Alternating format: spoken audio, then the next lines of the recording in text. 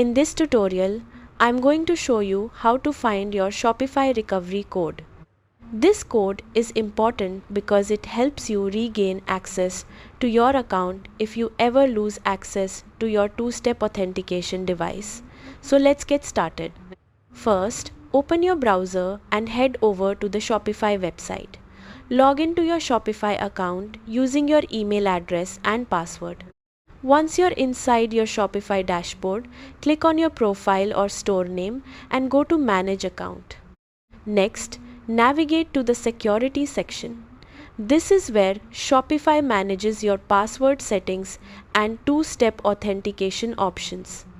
If you already have two-step authentication enabled, look for the recovery codes or backup code section. Shopify may allow you to view, download, or regenerate your recovery code from here. If you haven't enabled two-step authentication yet, click Turn on two-step authentication and choose an authentication method such as an authenticator app.